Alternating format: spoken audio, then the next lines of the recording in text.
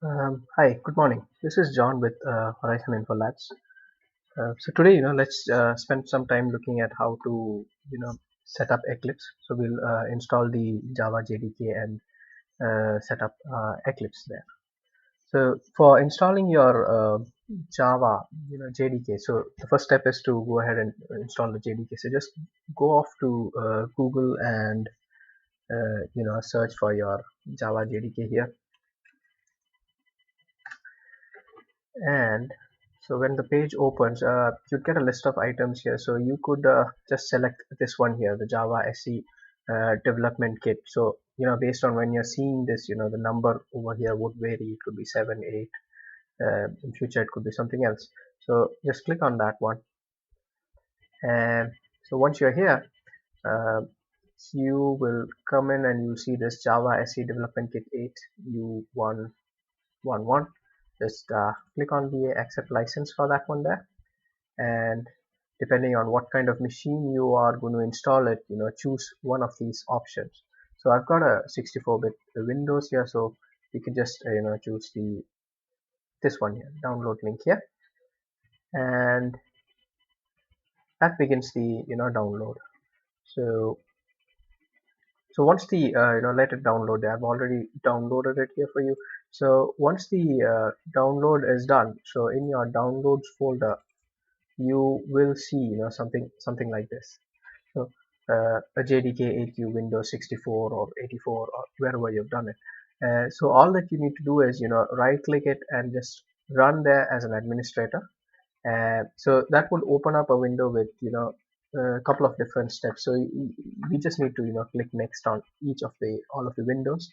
The one thing that you would need to note though while installing is the path where Java gets installed. So once you run it, if it will tell you the path.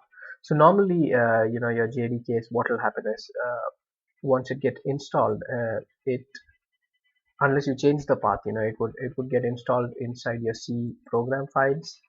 A folder called Java would get created, right?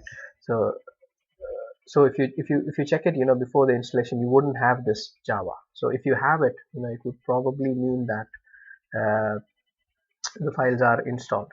So once the installation is done, you'll have this folder, and inside this you'll have your Java JDK and the JRE. So this number could vary depending upon what you're installing, the version that you're installing. So once you have installed your Java, you could always verify it by just coming into the command prompt and just giving here Java version. So once you come in here, you will have your Java version and stuff like that, exactly the number that you installed. So if it weren't installed, you get an error on this page when coming into command prompt.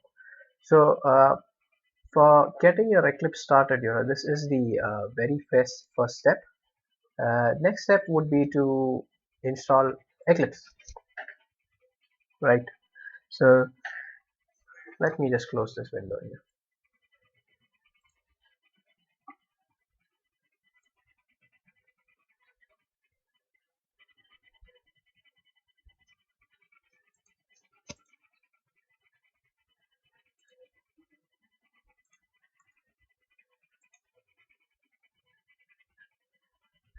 So I'm just canceling that download since I've already I have the downloads. So let me just open another. So once it's downloaded, right, the application automatically opens a page like this, saying that your JDK version 8 has been downloaded, and for some other steps. But then you don't really need this, unless you start moving ahead. So uh, let's just open another window to look for Eclipse. So now the thing with Eclipse is that they keep it's an IDE, and they keep giving newer versions of Eclipse. Uh, so I am looking to install something called Eclipse Luna. Let me just search for Eclipse Luna, and so the first page that you get, right, you click right away on that. So now this takes me into the Eclipse download page, and I could press the download button here. And so if you see, like I said, there are multiple versions for Eclipse, and the current version is on Neon. So that's how they number it. So Luna, based on the alphabet, Hijkl.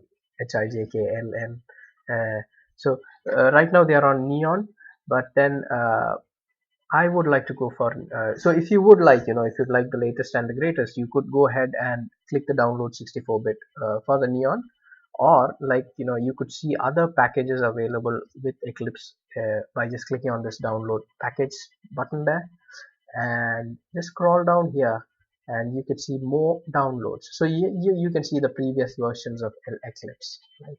So suppose, let's say I want to download Luna, or whatever you'd want to download Luna. Just click on that and click on downloads, and then over here you will get a list of packages. So what we need here is the Eclipse IDE for Java 2E developers. And so depending on what computer you have a Windows or Linux or Macs, just click on the version. So I got a Windows 64-bit, so just click on that and click on download,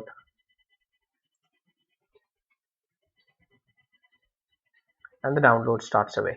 Yeah. uh, so I'll just stop that because I already have it downloaded. So let me just go back here. So once you downloaded it, it goes to your download folder. You get a zip file which looks like this, right?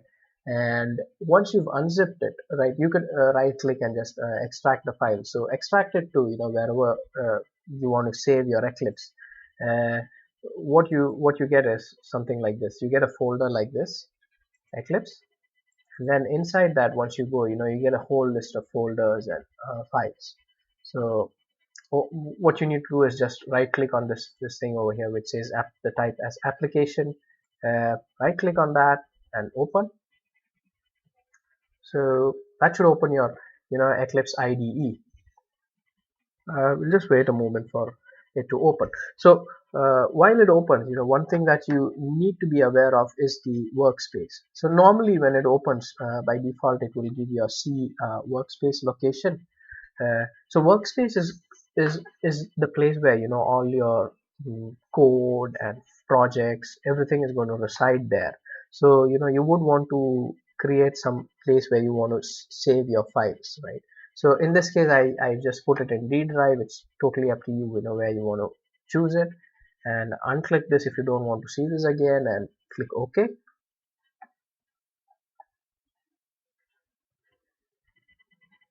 uh, just loading up.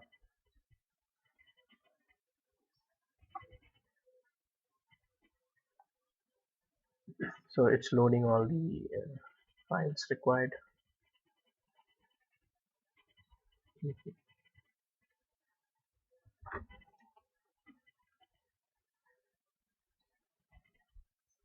So now you see this perspective because I have already opened it.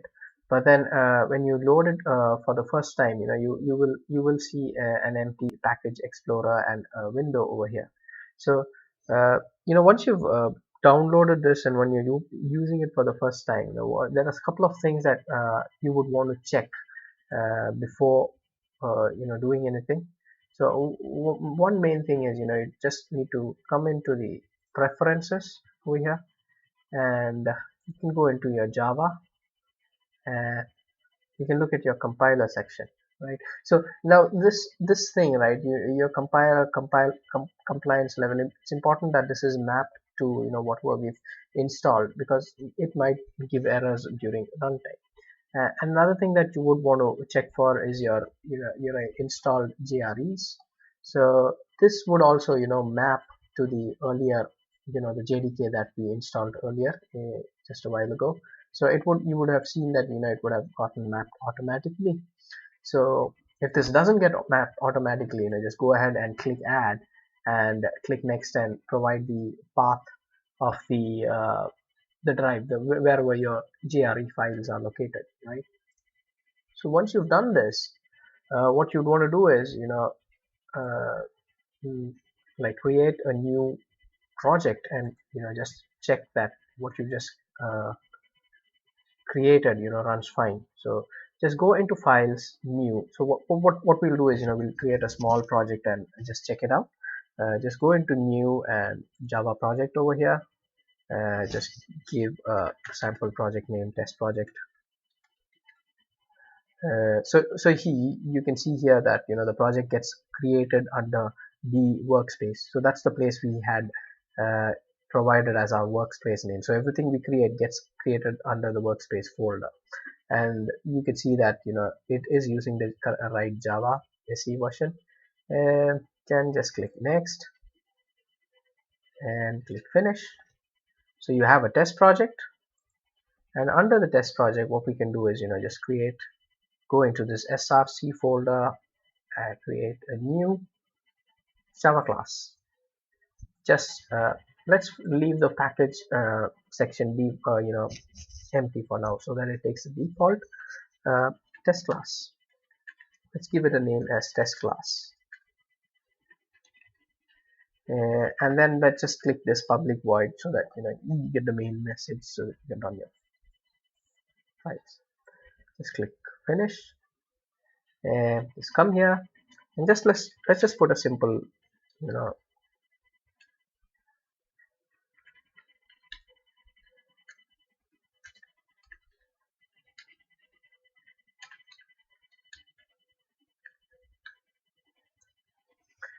just a simple command which outputs something to the output console.